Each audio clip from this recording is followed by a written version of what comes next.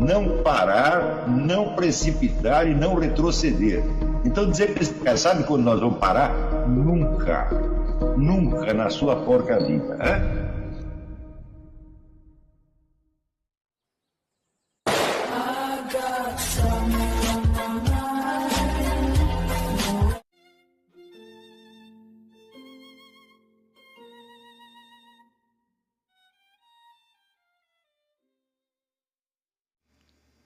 E aí pessoal, tranquilo? Então vem aqui antes do vídeo começar, pedir para vocês se inscreverem, quem não for inscrito, compartilhar, curtir, comentar. Quem puder seja membro do canal, que isso ajuda bastante. Tem também o link do Apoia-se. Quem puder ajudar nosso canal e apoiar financeiramente vai ser muito bem-vindo. Mas o mais importante é transmitir o conteúdo e os conhecimentos do professor Olavo de Carvalho para mais e mais brasileiros. Então compartilhe e ajude aí nossa causa. Muito obrigado a todos os membros, apoiadores do canal. Fico muito feliz. Tenho certeza que a gente está no caminho certo. Então fiquem com o vídeo e até mais. Valeu!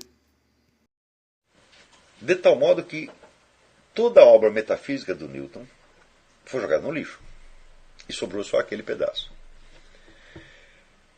O que aconteceu em seguida?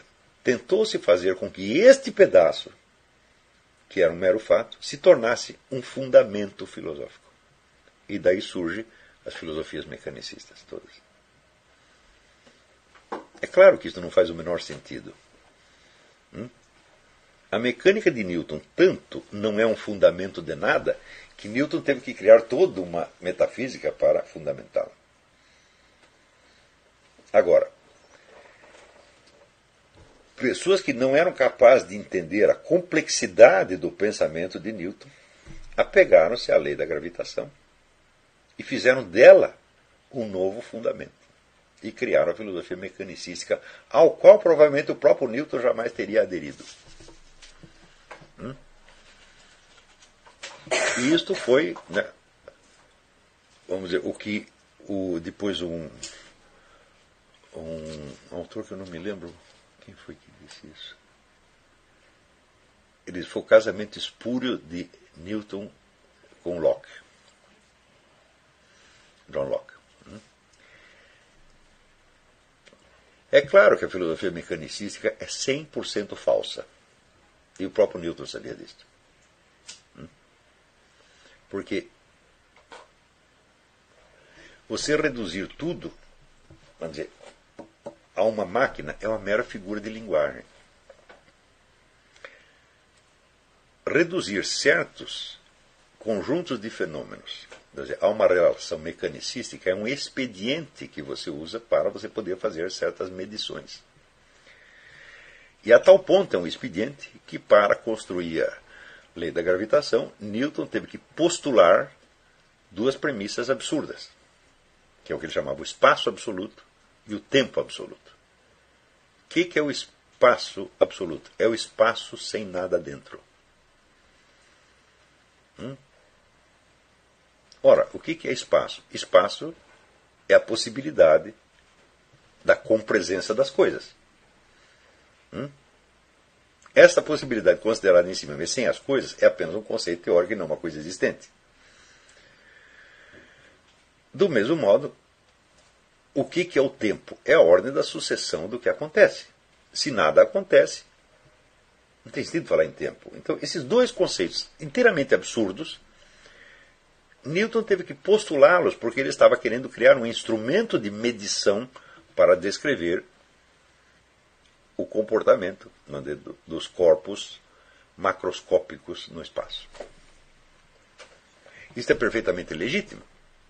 Quando você inventa um instrumento de medição, esse instrumento de medição é arbitrário, como na Inglaterra usaram o braço do rei, o pé do rei, o polegar do rei.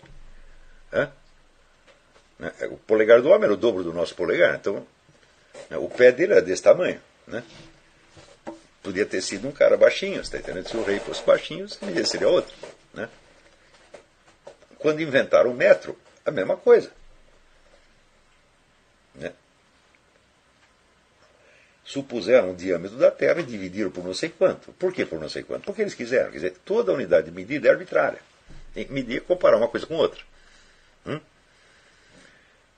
Então, Newton, ao postular o espaço absoluto e o tempo absoluto, ele estava fisicamente certo, porque está criando o instrumento de medição que ele precisava para fazer o que queria fazer. Só que é o seguinte, ele acreditava mesmo nisso. Então quer dizer que a física newtoniana é um pedacinho racional do imenso conjunto irracional.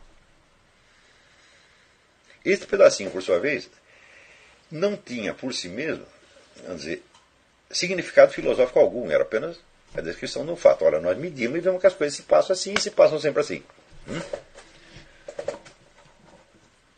Claro que aquilo abriu a possibilidade de você fazer milhões de outras medições e descrever milhões de outros fatos. Mas a coisa não tem significado filosófico em si. É apenas um dado empírico, muito bem medido, muito bem descrito, tá certo? E constante, até certo ponto. Então, o que filósofos de... Se Newton já era um filósofo de segunda categoria, embora fosse um grande matemático, os seus sucessores foram de terceira, quarta e quinta categoria e transformaram a mecânica de Newton na base de uma nova filosofia. Onde tudo tem que funcionar mecanicamente. É uma coisa tão estúpida que o próprio Newton jamais pensou nisso. Sobretudo porque a analogia mecânica é a analogia com a máquina. A máquina foi o ser humano que criou. Então, você inventa um negócio, e depois você usa aquele mesmo negócio como modelo para explicar tudo que existia antes. Ora, isso aí é uma figura de linguagem. Não é isso? Quer dizer, por que as máquinas? Por que você não fez uma analogia, por exemplo, com o mercado? As leis da economia? Por que você não fez uma analogia com as línguas, como mais tarde se fez? Por que você não fez uma analogia com o vestuário? Você pode fazer uma analogia com qualquer coisa. Mas eles gostaram das maquininhas, sobretudo os relógios, que era uma novidade. Quando pararam de usar relógio de areia e começaram a construir relógio mecânico, eles disseram, que maravilha, então o universo deve ser assim. A mesma coisa que a gente faz com os computadores. A gente inventa um computador e diz, e se o universo funcionar assim? Eu digo, bom, é claro que ele funciona assim, porque qualquer analogia sempre funciona de algum modo. Se uma analogia for 100% falsa, ela não é uma analogia. E se ela for 100% verdadeira, ela não é uma analogia, é uma identidade. Então, o cérebro humano, ele se parece com o computador. Por quê? Porque foi o cérebro humano que inventou o computador. O cérebro humano não pode fazer uma coisa totalmente heterogênea a ele. Agora, você pretende que o computador explique o cérebro, eu digo, bom, você vai fazer uma analogia. Mas o perigo da sua analogia é que você vai entrar dentro dela. E tudo aquilo que no seu cérebro não funcione como um computador, você vai deixar de ver. Por quê? Uma analogia de base dá origem a milhões de outras analogias. Isso não termina nunca. Então, enquanto você continuar nesta linha de investigação, você vai achar analogias, analogias, analogias, nunca vai terminar. Então, isso aí, por exemplo, foi o que criou toda a filosofia de língua anglo-saxônica, a escola analítica. E eu acho que assim, a escola analítica, para mim, é a arte de fazer perguntas cretinas,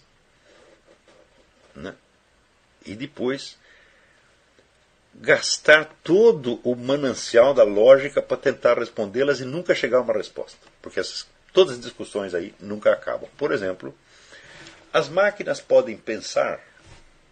Eu tenho a resposta imediatamente, mas imediatamente. Digo, se você construir ela para pensar, ela vai pensar. Isso é a mesma coisa você perguntar, os carros podem andar? Podem mover-se? Eu perguntei a mesma, se você fez uma máquina para se mover, ela deve se mover. Tá certo? No entanto, os debates, Ontem mesmo eu estava lendo um texto do Alan Turing, que foi um dos inventores do computador, discutindo a coisa assim com alto nível. Eu digo, mas para que tudo isso? Uma coisa óbvia que uma criança tem que perceber imediatamente. Se você fez a máquina para determinada coisa e a máquina funciona, então é exatamente isso que ela faz. Hã?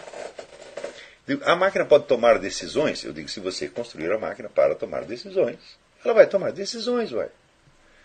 A máquina pode ter emoções? Eu digo, se você construir uma máquina para ter emoções, ela vai ter emoções.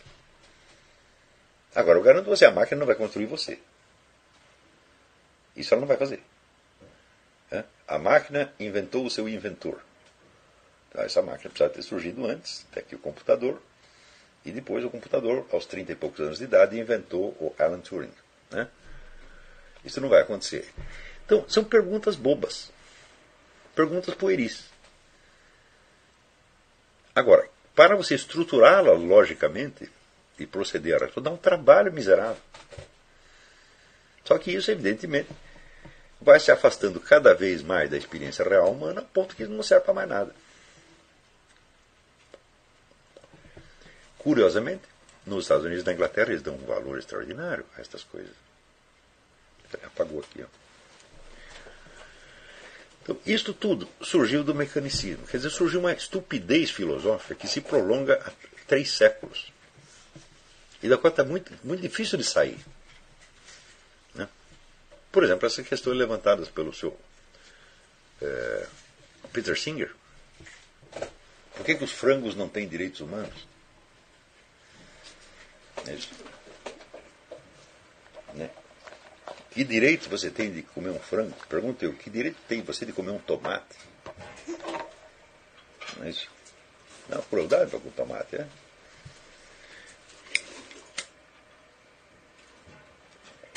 Então, quando nós falamos de noção de direitos humanos, essa noção nos parece óbvia simplesmente pelo longo hábito. Mas quando nós examinamos as circunstâncias em que surgem esses direitos, nós vemos o que havia de paradoxal e de incongruente na base, nós entendemos por que o Peter Singer pode perguntar sobre os direitos humanos dos frangos. Porque o homem da Declaração dos Direitos do Homem é menos que um frango, ele é uma máquina. Então, se o homem definido como uma máquina inteiramente determinada por leis mecânicas pode ter direitos, por que não há de tê-los um frango, que é um bicho muito mais complexo? Então, o absurdo não é perguntar pelos direitos humanos do frango. O absurdo é tomar a noção de direitos humanos como se fosse uma coisa simples, problemática e óbvia, à luz do qual tudo pode ser julgado. Quer dizer, quando você cria um conceito cretino,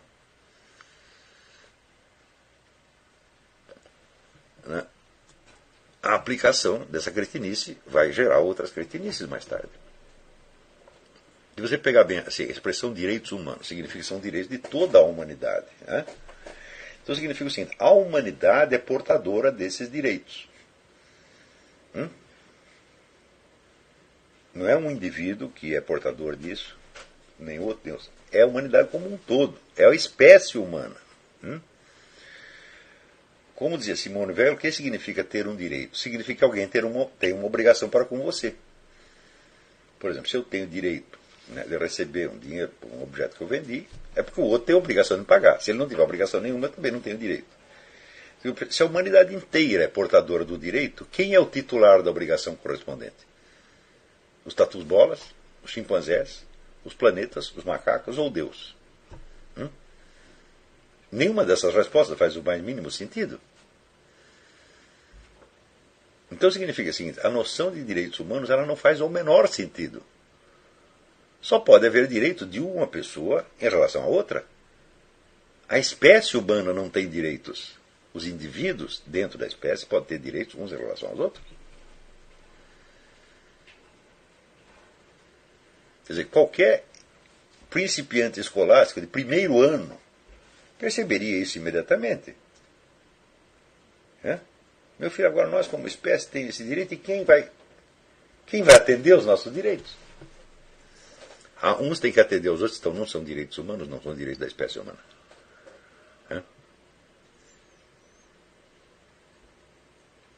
E, não, sobretudo, não são direitos universais.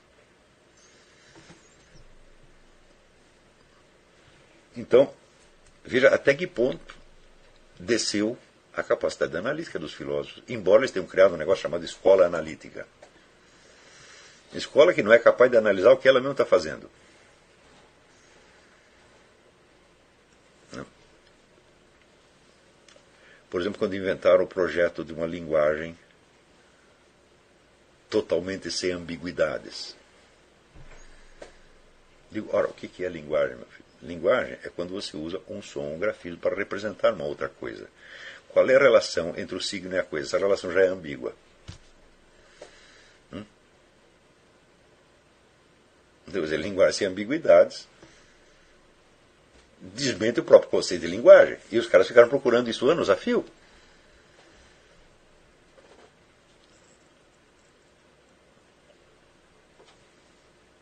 Então é por isso que o Jorge Luiz Borges dizia que metafísica é um sujeito vestido de preto num quarto escuro procurando um gato preto que não está lá.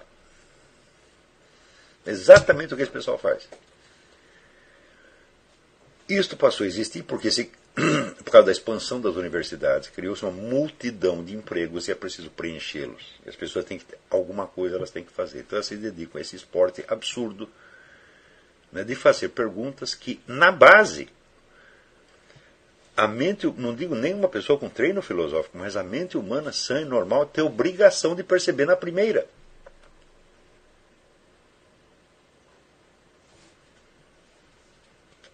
A primeira, sinceramente, não é que eu sou tão mais inteligente assim como Bertrand Russell, ou Wittgenstein, mas na hora que falou para mim linguagem sem ambiguidade, eu falei, não, isso é contraditório. Né? A linguagem sem ambiguidade é como se fosse uma roda sem circularidade. Ou um triângulo sem triangularidade. Porque a linguagem é ambiguidade, meu Deus do céu. Hã? A relação de signo e significado é necessariamente ambígua, porque senão seria uma relação unívoca. Então o signo não é um signo, ele é a própria coisa. E cada vez que você fala laranja, apareceria uma laranja. Tá certo? Então, quando Schelling diz que a filosofia moderna baixou para o nível pueril, ele tinha toda a razão. Agora, como é que você, se você está dentro desse processo filosófico moderno, como é que você faz para você sair desta puerilidade? Foi uma coisa que Schelling tentou a vida inteira e mais ou menos só conseguiu na velhice. Então, quando nós voltamos à guerra cultural dos séculos XVII e XVIII, eu digo, mas olha, os representantes da ordem antiga perceberam que havia uma raiz de ateísmo nos camaradas. Havia, de fato. E perceberam que em vários pontos das suas doutrinas eles estavam errados. Eles só não perceberam o seguinte, é que aqueles caras não eram filósofos de maneira alguma.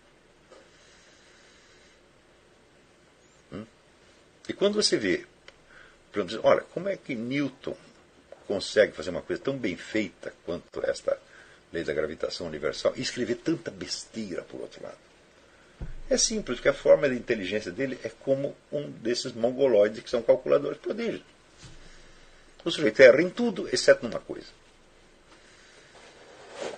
Descartes também, eu digo para você, Descartes é filosoficamente ridículo, ridículo. Ele não sabe distinguir de ficção e realidade. Ele escreve uma ficção e ele acredita nela. Então, isso aí é a Lauda 1, né? Quer dizer, contei para você a história do meu cunhado, estava testando foquinhas lá na Folha, principiante jornalista, a mulher chegou e botou papel na máquina de escrever, naquele tempo a máquina de escrever, e escreveu Lauda 1. Ele disse, acabou o teste.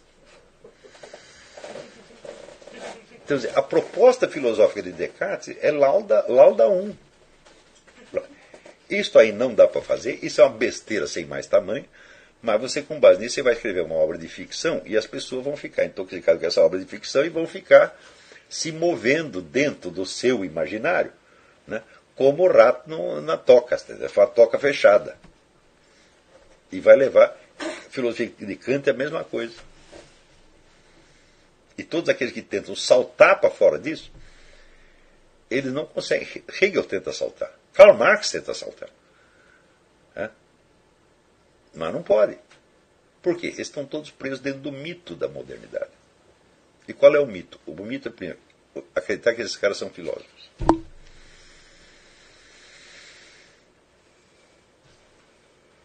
Então, não era preciso discutir o conteúdo da filosofia deles, porque essa filosofia não existe. Então, quando você começa a discutir esta ou aquela tese, você está conferindo significação filosófica a uma coisa que não tem significação filosófica alguma. E você está ajudando esses novos filósofos a impor, né, a sua precisamente a identidade que eles querem impor. Ora, quando você vê, por exemplo, deixa eu mostrar um livro para vocês. Olha aqui. Mordecai Feingold, Jesuit Science and the Republic of Letters. É uma coletânea de estudos sobre a contribuição jesuítica à ciência. E você chega à conclusão e fala, olha, de todas as pessoas que estão falando, ninguém ajudou tanto o progresso da ciência quanto os jesuítas. Por outro lado, essas descobertas feitas por Newton, por Galileu, pelo próprio Descartes, descobertas científicas, elas não estão vinculadas à nova filosofia mecanicística. Elas podem se encaixar em qualquer filosofia. Portanto, a ilusão de que a nova filosofia fomentou o progresso da ciência contra a anterior é absolutamente falsa.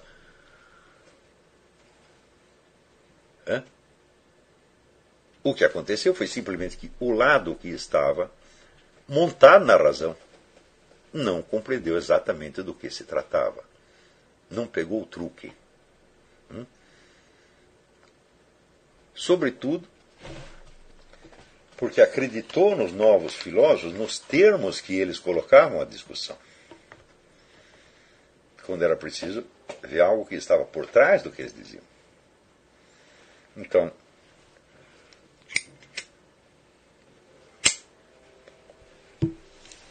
por exemplo, aqui o Jonathan Israel.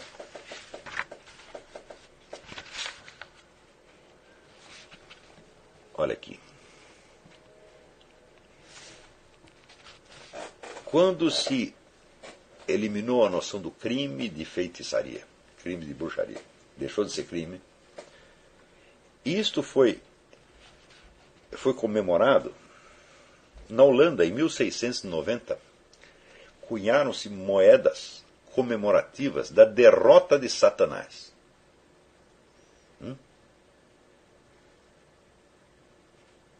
Veja que coisa. Quer dizer, por que você para de perseguir as bruxas? Satanás foi derrotado. Isso é operação mágica?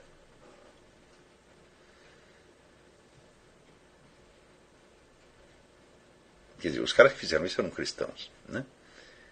Então, a partir da hora em que nós dizemos a bruxaria não funciona mais, a bruxaria nunca funcionou, nós não acreditamos em bruxaria, na mesma hora você acredita que Satanás foi derrotado.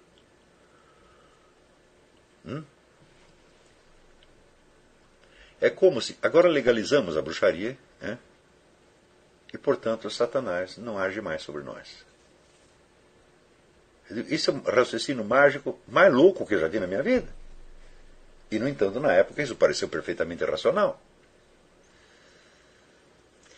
Quando nós hoje sabemos que os fundadores da Royal Society, que é, vamos dizer, o templo da ciência moderna, todos eram alquimistas, astrólogos, macumbeiros, de modo geral, falo, tem um submundo da ciência moderna que não se conta.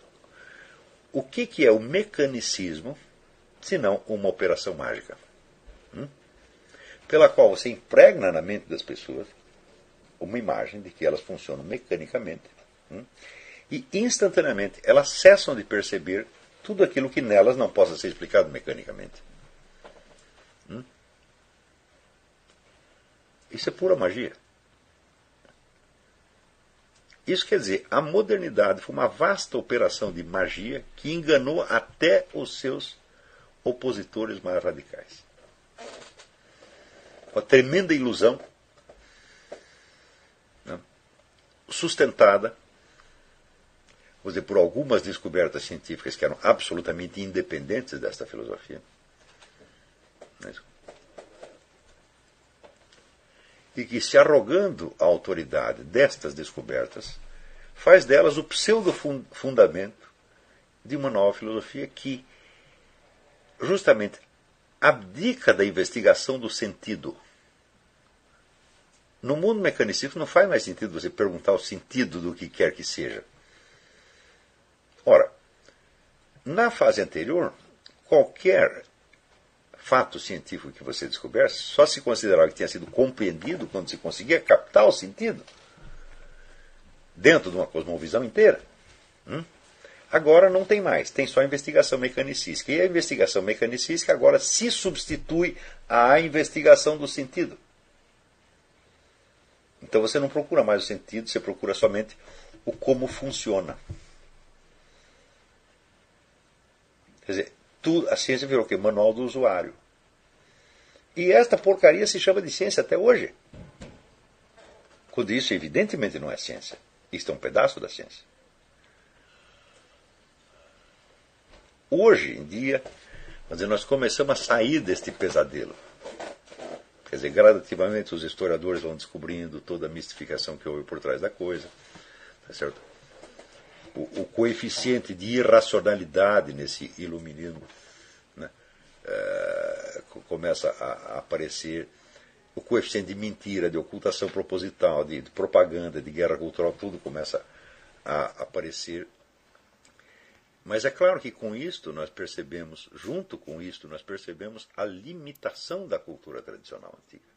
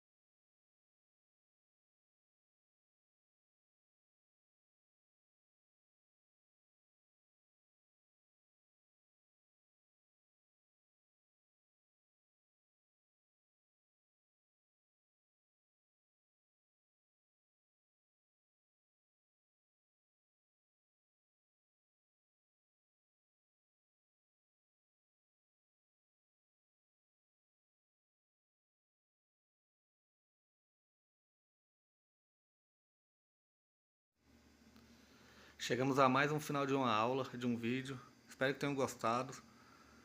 Quem não se inscreveu ainda, se inscreva, compartilhe, comente. Ajude o nosso canal, apoie, seja membro. E ajude o nosso canal a chegar a cada dia a mais brasileiros que precisam muito do conhecimento do professor Olavo de Carvalho. Então é isso aí, fique com Deus, até o próximo. Valeu! Então é isso aí, pessoal. Que é o nosso canal. Que são alguns livros que eu já li. A maioria foi doação, mas alguns eu adquiri, professor Olavo de Carvalho. Alguns livros se perderam aí que eu emprestei. Professor Alexandre Costa. A Bíblia Sagrada. 10 lições sobre Karl Marx. Indico a não ler esse livro, que é muito ruim mesmo. Alguns pensadores aqui que realmente, como o professor Olavo de Carvalho disse, não são pensadores. Valeu, tamo junto aí. Apoie nosso canal, seja membro.